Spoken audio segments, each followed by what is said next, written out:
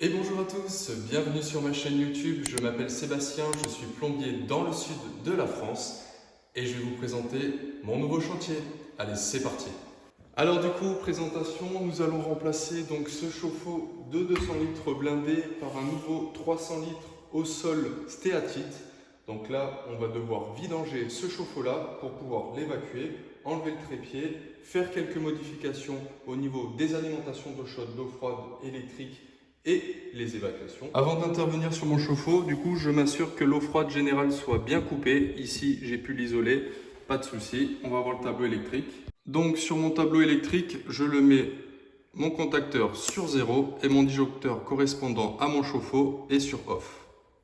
Donc on rentre dans le vif du sujet. Donc là, si tu veux, moi, tout ce qui est flexible, ça c'est supprimé. On va devoir reprendre les alimentations d'eau froide et d'eau chaude pour recréer de nouvelles nourrices.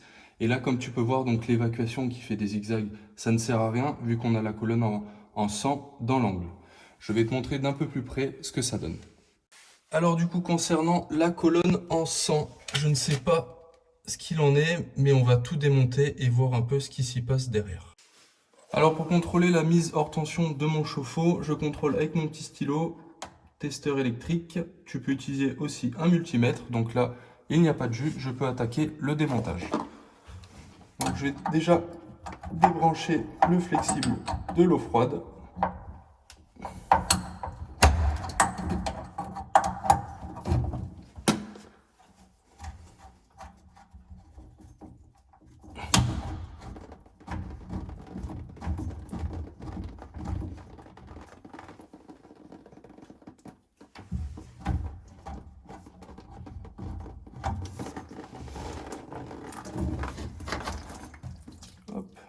Je vais démonter mon évacuation, surtout ne pas défaire le flexible d'eau chaude pour ne pas faire un appel d'air.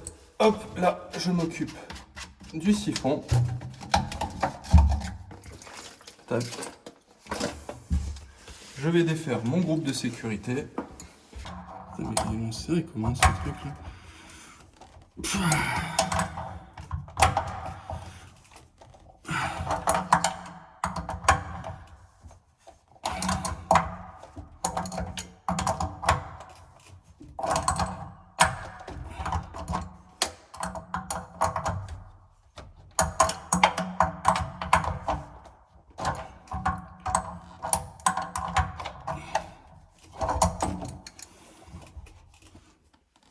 Alors là, je vais défaire mon groupe de sécurité et je vais mettre ce flexible là et je te montrerai après ce qui est relié à ce flexible.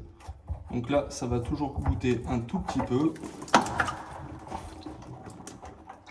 Voilà.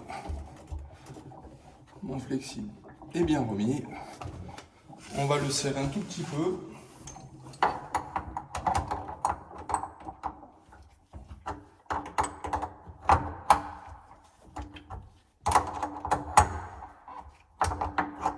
Donc là, je vais pouvoir défaire le flexible d'eau chaude.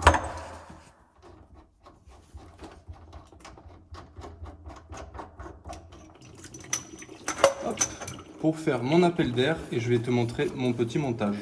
Donc mon flexible est bien branché sur mon eau chaude et moi, si tu veux, j'utilise cette pompe là. C'est une pompe de transfert pour vidanger mon chauffe-eau. Et là, du coup, je l'ai fait jeter directement dans le WC.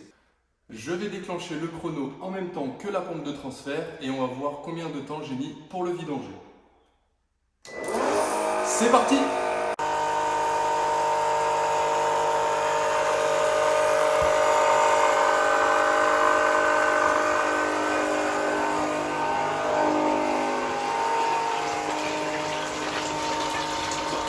Et voilà, le chauffe-eau est vide en 10 minutes et 13 secondes. C'est vraiment un gain de temps à pas négliger, cette pompe est vraiment top. Alors ça y est, il est totalement vidangé. Moi j'aime bien remettre des petits bouchons parce que du coup quand je vais le transporter, des fois il y a encore un petit peu d'eau qui reste à l'intérieur. Donc on bouchonne l'eau froide et l'eau chaude.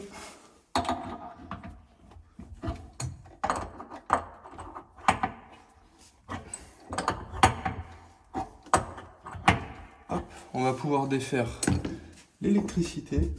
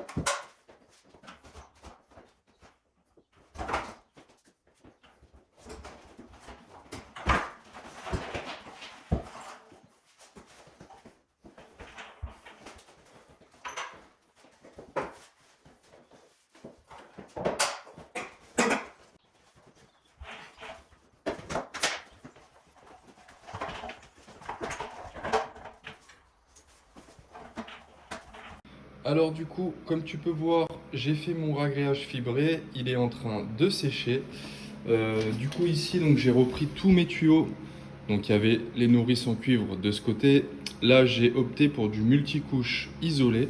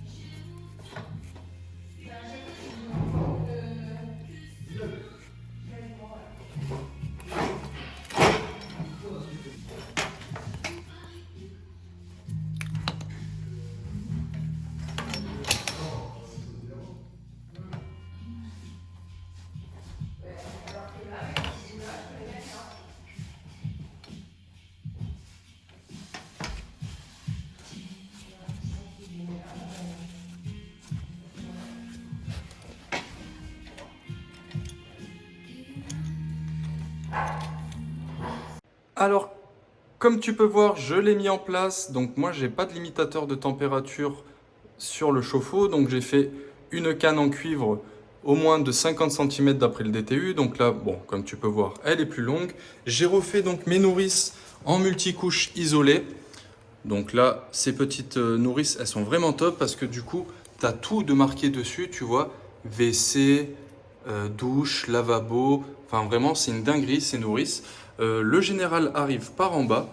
Et là, donc, mon évacuation, j'ai mis un groupe de sécurité de chez Somatherm avec un raccordi électrique ici. Tout est démontable, le chauffe-eau peut sortir. Là, j'ai percé un peu plus loin parce qu'en fait, il y a une poutrelle comme ça. Et là, on va se le raccorder électriquement. Donc, pour le raccordement électrique, je m'assure bien que mon chauffe-eau soit bien rempli. Donc là, il est rempli au maximum. J'ai chassé la pression par l'eau chaude. Tout est resserré. Je vais pouvoir le remettre sur le tableau électrique. Je vais pouvoir le remettre électriquement, donc celui-là est en marche forcée et je vais voir si j'ai du jus dessus. Alors j'ai bien réenclenché au niveau du tableau électrique le disjoncteur correspondant à mon chauffe-eau plus le contacteur en marche forcée. Donc là comme tu peux voir, je teste avec mon petit stylo testeur, j'ai bien l'électricité. Après tu peux tester du coup avec un multimètre, tu te mets bien sur volt 600 volts et après tu viens donc mettre tes bornes sur les dominos pour être sûr que tu sois bien alimenté et j'ai bien du 230. La vidéo touche à sa fin, donc pour résumer, le sol a été repris, donc j'avais mis un primaire d'accroche de chez Weber, un ragréage de chez Weber aussi fibré pour attraper, donc parce qu'il n'y avait pas de niveau au niveau du sol et le chauffe-eau était ballant comme c'est un 300 litres qui va par terre. J'ai repris donc toutes les alimentations eau froide, eau chaude générale, l'évacuation du chauffe-eau parce que j'ai un accès dans le vide sanitaire.